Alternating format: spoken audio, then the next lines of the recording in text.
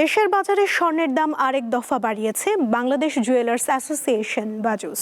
এবার ভরিতে ৫,২৪৯ টাকা বাড়িয়ে ২২ ক্যারেটের এক ভরি স্বর্ণের দাম ২,৪৪,১২৮ টাকা নির্ধারণ করেছে সংগঠনটি। নতুন এই দাম আজ থেকেই কার্যকর ধরা হয়েছে। রাতে এক বিজ্ঞপ্তিতে এ তথ্য জানিয়েছে বাজুস।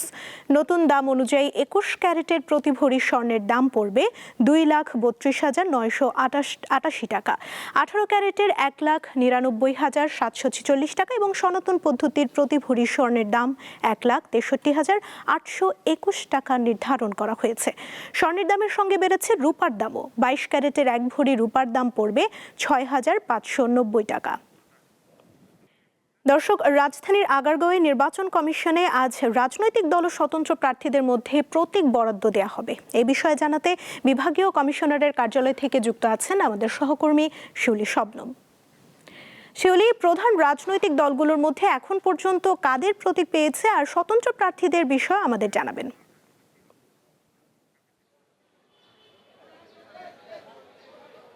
সুবর্ণা, সকাল ঠিক ৯টা থেকে রাজধানীর সেগুনবাগিচার যে বিভাগীয় কার্যালয় আছে সে বিভাগীয় কমিশনের কার্যালয় থেকে প্রার্থীদের প্রতীক বরাদ্দ দেওয়া হচ্ছে। এবং আপনাকে একটু জানিয়ে রাখি, প্রার্থীদের প্রতীক বরাদ্দের স্লটগুলো আসলে যেমনভাবে ভাগ করা হয় যে সকাল 9টা থেকে আধ ঘন্টা করে প্রত্যেকটা আসনওয়ারি সে ভাগগুলো করা হয়। এবং এখন পর্যন্ত আমরা বিভিন্ন প্রার্থী যেমন জামায়াত, বিএনপি, এনসিপি সহ বিভিন্ন দলের প্রার্থীরা তাদের প্রতীক বরাদ্দ নিয়ে গেছেন এখান থেকে। এবং সর্বশেষ যদি আপনাকে জানিয়ে রাখি যে ঢাকা ৮ আসনের মির্জা আব্বাসের পক্ষ থেকে তার প্রতিনিধি এবং এনসিপির নাসিরউদ্দিন পাটোয়ারির পক্ষ থেকে তাদের নাসিরউদ্দিন পাটোয়ারি তিনি নিজে এসে রিটার্নিং কর্মকর্তার কার্যালয় থেকে প্রতীক বরাদ্দ নিয়েছেন এবং প্রতীক বরাদ্দ নেওয়ার সময় তারা আসলে কথা বলেছেন। এবং আপনাকে যদি একটু জানিয়ে রাখি, নাসিরউদ্দিন পাটোয়ারি রিটার্নিং কর্মকর্তাকে একটু অভিযোগ করেছেন যে আসলে তারেক রহমান ঢাকার করাইল বস্তিতে গিয়ে তিনি যে ফ্ল্যাট নির্মাণের প্রতিশ্রুতি দিয়েছেন সেখানকার বাসিন্দাদের, সে বিষয়টি আচরণবিধির স্পষ্ট লঙ্ঘন এবং এই বিষয়ে যাতে রিটার্নিং কর্মকর্তা ব্যবস্থা নেয় সে বিষয়টা আসলে তিনি উল্লেখ করেছেন।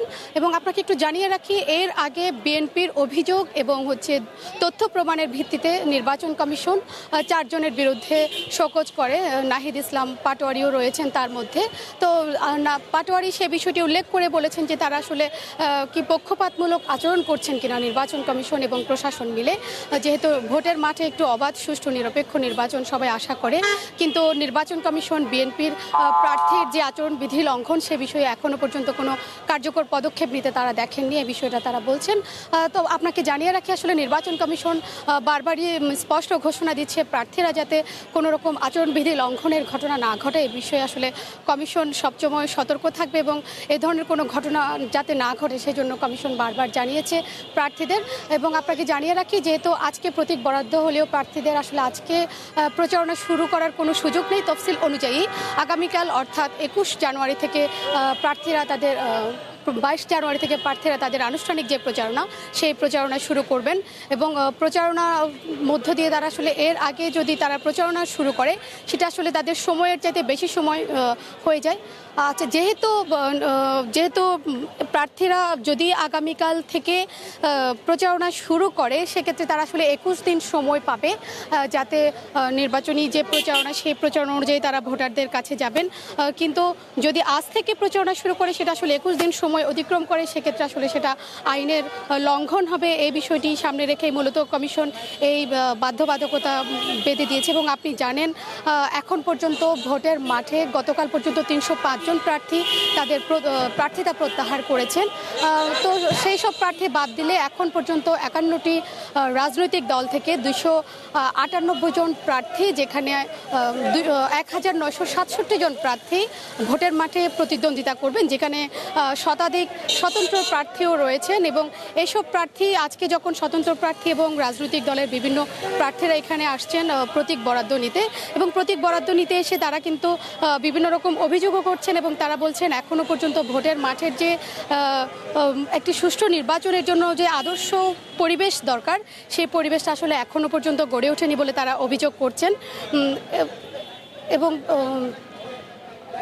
তারা এখনো পর্যন্ত তারা যেটা বলছেন যে আমি যদি আপনাকে একটু জানিয়ে রাখি যে জামায়াত এবং এনসিপির বিভিন্ন প্রার্থীরা তারা বলছেন যে আসলে নির্বাচন কমিশন যে আইন শৃঙ্খলা পরিস্থিতি যে ঠিক করা দরকার সেই বিষয়টি আসলে তারা এখনো পর্যন্ত কার্যকর কোনো পদক্ষেপ নিতে পারেননি এবং তারা বারবারই বলছেন প্রশাসন একটি দলের প্রতি পক্ষপাতমূলক আচরণ করছেন, যার মধ্য দিয়ে আসলে একটি বিশেষ রাজনৈতিক দল সুবিধা পেতে যাচ্ছে এবং তারা অভিযোগ করছেন বর্তমান যে নির্বাচন কমিশন সেই কমিশন আসলে পূর্বের যে কমিশন তারা উল্লেখ করছেন যে হুদা কমিশন কিংবা রকিব কমিশনের মতো সে একই রকম পক্ষপাতমূলক আচরণ করছেন কিনা এবং যার পরিণতি আসলে সুখকর হবে না বলে তারা বলছেন যে বাংলাদেশের মানুষের কাছে তারা আসলে অতীত যে অভিজ্ঞতা এবং অতীতের যে ইতিহাস সেই ইতিহাসে আসলে তারা পুনরাবৃত্তি ঘটাতে চায় না। তো এই কারণে তারা বারবার করে সতর্ক করছেন এবং নির্বাচন কমিশন এবং প্রশাসনের প্রতি বারবার আহ্বান জানাচ্ছেন যাতে তারা রাজনৈতিক মাঠে একটি লেভেল প্লেয়িং ফিল্ড তৈরি করে এবং এখানে আজকে বিএনপি জামায়াতের বাইরে অন্য যেসব রাজনৈতিক দল আসছে তারাও নিজেদের ভোটের মাঠের যে প্রচারণা সেটা নিয়ে তারা আসলে এখনও আশঙ্কা প্রকাশ করছে এবং তারা অনেকে হাদির যে মৃত্যুর ঘটনা সেই ঘটনাটিকেও সামনে আনছে। তারা বলছে প্রশাসন এখনও পর্যন্ত হাদির যে মৃত্যু সেই বিষয়ে আসলে সুষ্ঠু তদন্ত এবং সেটার বিচার প্রক্রিয়া এখনও পর্যন্ত যথাযথ এগোয়নি এবং এনসিপির পক্ষ থেকেও দাবি করা হচ্ছে যাতে নির্বাচনী এসব কার্যক্রমের মধ্যেও যাতে শেষ করা হয় হাদির যে বিচার প্রক্রিয়া সেটা যাতে শেষ করা হয় এবং নাসিরউদ্দিন পাটোয়ারি যেটা জানিয়েছেন তারা আগামী ওসমান হাদির কবর জিয়ারতের মাধ্যমে তাদের নির্বাচনী যে প্রচারণা সে প্রচারণা শুরু করবেন এবং বিভিন্ন প্রার্থীরা তাদের এক এক ধরনের করে যে নির্বাচনী শুরু করার যে উৎসব বা সংস্কৃতি সেটা আসলে তারা শুরু করতে চান এবং আগামীকাল থেকেই মূলত শুরু হতে যাচ্ছে জাতীয় সংসদ নির্বাচনের আনুষ্ঠানিক যে ভোটের মাঠের প্রতিদ্বন্দ্বিতাপূর্ণ লড়াই সেই লড়াইটি আসলে আগামীকাল থেকে আমরা দেখতে পারবো। সুমনা, এই ছিল এখান থেকে সর্বশেষ খবর। শিউলি, ধন্যবাদ আপনাকে। মাত্র 1.5% অর্থ জমা দিয়ে ঋণ নবায়ন করতে পারবেন রপ্তানিমুখী ও স্থানীয় জাহাজ নির্মাণ শিল্প খাতের উদ্যোক্তারা। আর ঋণ নবায়ন হলে 10 বছর পর্যন্ত পরিশোধের সময় পাবেন এসব খাতের উদ্যোক্তারা। এছাড়া প্রথম 2 বছর ঋণ পরিশোধে বিরতি সুবিধাও পাওয়া যাবে। এসব সুবিধা দিয়ে রপ্তানিমুখী ও স্থানীয় জাহাজ নির্মাণ শিল্পকে সচল রাখতে ঋণ পুনর্তহসিল ও পুনর্গঠনে বিশেষ নীতিমালা জারি করেছে বাংলাদেশ ব্যাংক। মঙ্গলবার এ সংক্রান্ত প্রজ্ঞাপন জারি করা হয়। এতে আরও বলা হয়, বৈশ্বিক অর্থনৈতিক মন্দা, ভূ রাজনৈতিক অস্থিরতা, ইউরোপের সামরিক অস্থিতিশীলতা এবং সরবরাহ ব্যবস্থা বিঘ্নের কারণে জাহাজ নির্মাণ খাতের নগদ প্রবাহে নেতিবাচক প্রভাব পড়েছে। এসব নিয়ন্ত্রণ বহির্ভূত কারণে প্রকৃতভাবে ক্ষতিগ্রস্ত শিল্প প্রতিষ্ঠানগুলোর ঋণ আদায় ও শিল্প খাতের ধারাবাহিকতা রক্ষায় এই বিশেষ ব্যবস্থা নেওয়া হয়েছে। নতুন নীতিমালা অনুযায়ী গত 31 ডিসেম্বর 2025 তারিখে শ্রেণীকৃত জাহাজ নির্মাণ শিল্পের ঋণ বা বিনিয়োগ হিসাব পুনর্তফসিল করতে চাইলে মোট ঋণ স্থিতির ওপর 3% এককালীন জমা দিতে হবে।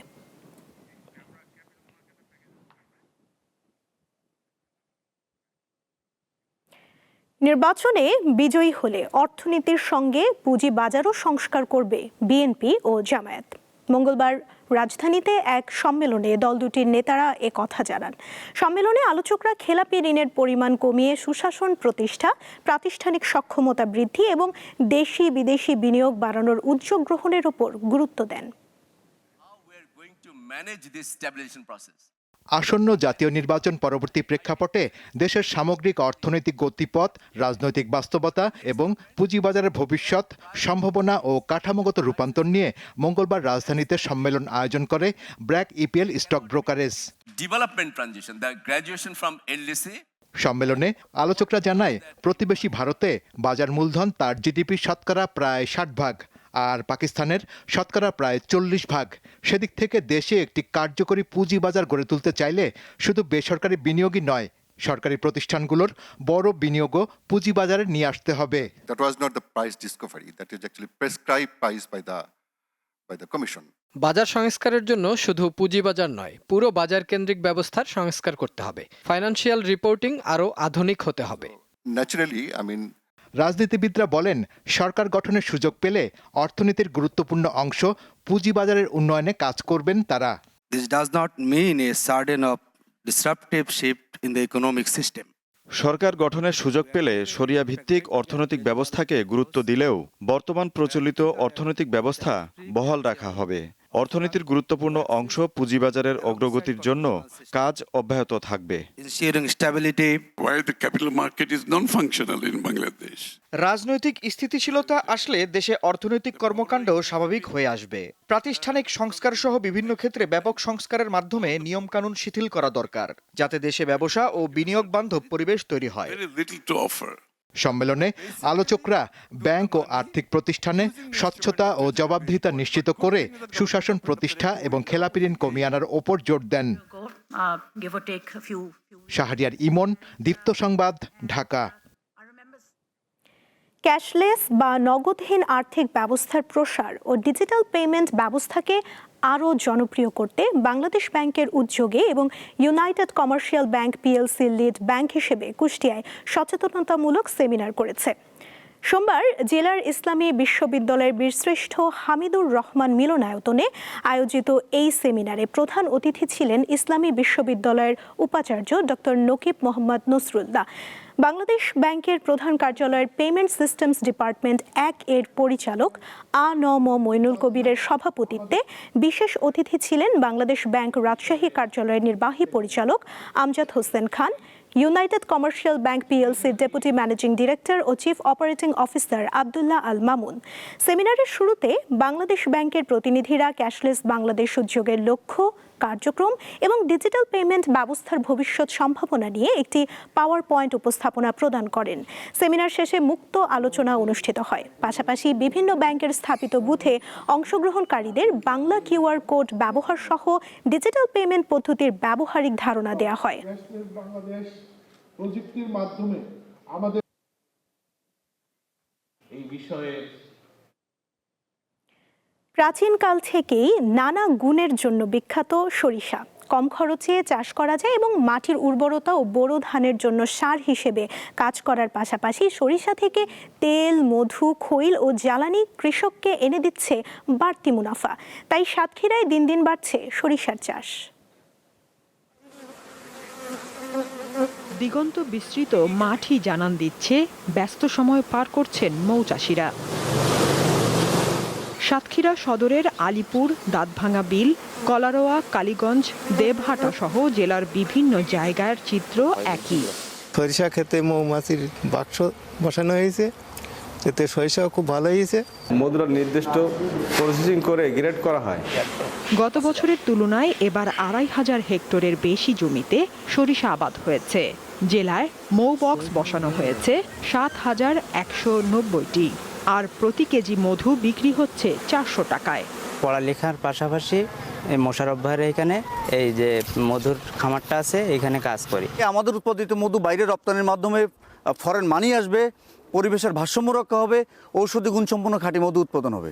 শুধুমাত্র স্বাদের জন্যই নয়, সরিষায় রয়েছে অসাধারণ পুষ্টিগুণ। সরিষা বীজ থেকে শুরু করে তেল পর্যন্ত প্রতিটি জিনিসই বিভিন্ন ধরনের রান্নায় ব্যবহার করা হয়। ডিসেম্বরের প্রথম সপ্তাহ থেকে শুরু করে ফেব্রুয়ারির প্রথম সপ্তাহ পর্যন্ত এই মধুটা আমরা সংগ্রহ করে থাকি। এখানে মধুগুলো সম্পূর্ণটা ভেজাল মুক্ত মধু। বিগত বছর এর আবাদ হয়েছিল ১৭,৫৩১ হেক্টর জমিতে, এবার সেটা বেড়ে দাঁড়িয়েছে ১৮,২৭৫ হেক্টর। জেলায় এবছর ৭০ মেট্রিক টন মধু সংগ্রহ হবে বলে আশা কৃষি সম্প্রসারণ অধিদপ্তরের। সাদিয়া চৌধুরী, দীপ্ত বার্তাকক্ষ। এই ছিল এখনকার দীপ্ত বাণিজ্য সংবাদে। এরপর দীপ্ত আন্তর্জাতিক সংবাদ দেখার আমন্ত্রণ জানিয়ে শেষ করছি। ধন্যবাদ সবাইকে।